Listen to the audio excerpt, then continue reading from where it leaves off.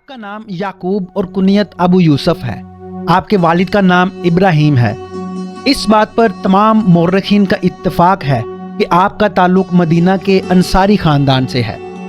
आपके परदादा हज़रत साद बिन हबशा सहाबी थे और ग़ज़वा खंदक और दीगर ग़ज़वात में शरीक रहे थे। इमाम अबू यूसुफ की पैदाइश कूफा ही में हुई। आपके साल विलादत में इख्तिलाफ है। बाज़ के नज़दीक ये 93 हिजरी है, जबकि अक्सर के नज़दीक ये 113 हिजरी है। ताहम दुरुस्त साल विलादत गालिबन 93 हिजरी ही है। इमाम अबू यूसुफ रहमतुल्लाह अलैह को कम उम्री ही से इल्म के हुसूल से गहरी दिलचस्पी थी, लेकिन आपके माली हालात अच्छे ना थे। इस वजह से आपके वालिद मोहतरम की ये ख्वाहिश थी कि उनका बेटा मुआश की जद्दोजहद में उनका हाथ बटाए। आप वालिद साहब से चोरी छुपे उलमा की मजालिस में शरीक होने लगे। इमाम अबू यूसुफ सबसे पहले काजी इब्ने अबी लैला की मजालिस दर्स में शरीक हुए। काजी इब्ने लैला बहुत बड़े आलिम थे। इमाम अबू यूसुफ तकरीबन 9 बरस तक काजी इब्ने अबी लैला रहमतुल्लाह अलैह के पास हाजिर होते रहे। एक दिन इमाम अबू यूसुफ रहमतुल्लाह अलैह इमाम आज़म हज़रत इमाम अबू हनीफा की मजलिस दर्स में जा पहुँचे। इमाम अबू यूसुफ रहमतुल्लाह अलैह की चूँकि कम उम्री में शादी हो चुकी थी और वो साहिब औलाद भी हो चुके थे, इस लिहाज से भी उनके वालिद मोहतरम शिद्दत से मुतालबा करते थे कि याकूब को रोज़ी कमाने पर तवज्जो देनी चाहिए। लेकिन इमाम अबू यूसुफ इल्म फ़िक़्ह और इल्म हदीस हासिल करने में मगन रहते थे।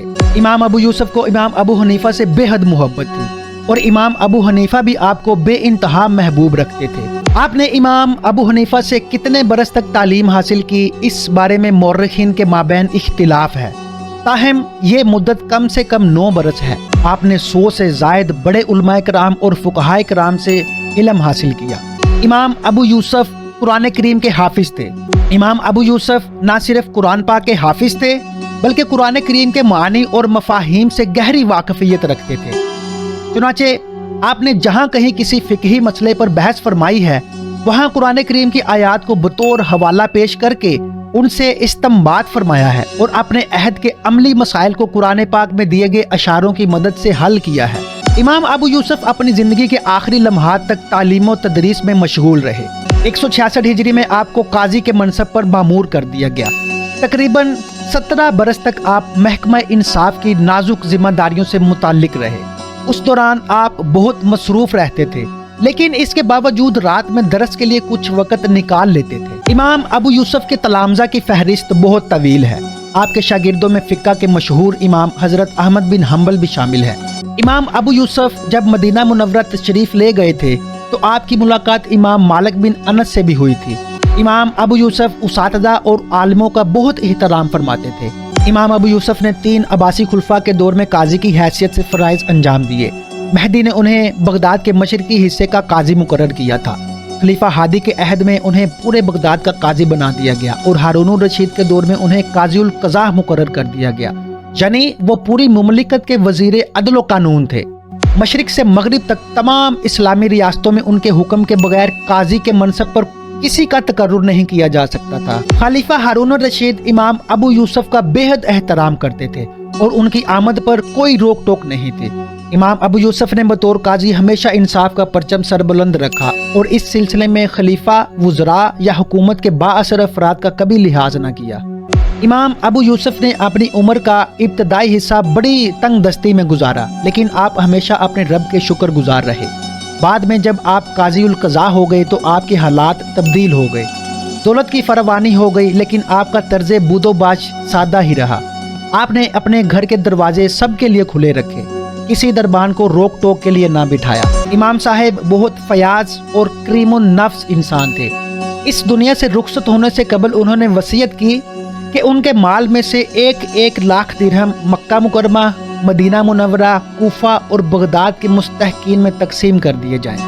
इमाम अबू यूसुफ की सबसे बड़ी खिदमत फ़िक़्ह के हवाले से है। आप पहले फ़र्द हैं जिन्होंने इल्मे असूल फ़िक़्ह के फ़न को बाकायदा मुदव्वन फरमाया। फ़िक़्ह हनफी की हर किताब में इमाम अबू यूसुफ के अक़वाल और आरा मौजूद हैं। इमाम अबू यूसुफ को फ़िक़्ह के शोबे फ़राइज़ यानी विरासत की तकसीम के मसाइल पर मुकम्मल अबूर हासिल था।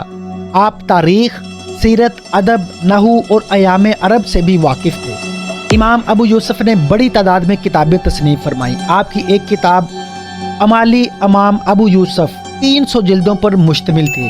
ایک اور امالی 36 حصوں پر مشتمل تھی، ایک اور کتاب کتاب الجوامع کے 40 حصے تھے، ایک اور کتاب اختلاف الامصار کے نام سے لکھی، ایک کتاب کتاب الروح علی مالک بن انس کے عنوان سے تصنیف فرمائی۔ ان کی اہم کتاب اصول فقہ پر تھی۔ افسوس کہ یہ تمام کتابیں اب دستیاب نہیں ہیں۔ امام صاحب کی جو کتابیں اس وقت موجود ہیں وہ یہ ہیں: کتاب الآثار، اختلاف ابی حنیفہ و ابن ابی لیلہ، الرد علی سیر الاوزاعی، کتاب الخراج۔ امام ابو یوسف کا انتقال 5 ربیع الاول 182 سن ہجری میں ہوا۔ خلیفہ ہارون الرشید نے ان کی نماز جنازہ پڑھائی اور اپنے خاندان کے لیے مخصوص قبرستان میں ان کی تدفین کروائی۔ انتقال سے قبل امام ابو یوسف کی زبان پر یہ الفاظ تھے: اے اللہ، تو جانتا ہے کہ میں نے تیرے بندوں کے درمیان کسی فیصلے میں تکبر سے کام نہیں لیا اور نہ خلاف واقعہ فیصلہ کیا۔ ہمیشہ کوشش کی کہ جو فیصلہ ہو وہ تیری کتاب اور تیرے رسول اللہ صلی اللہ علیہ وآلہ وسلم کی سنت کے مطابق ہو۔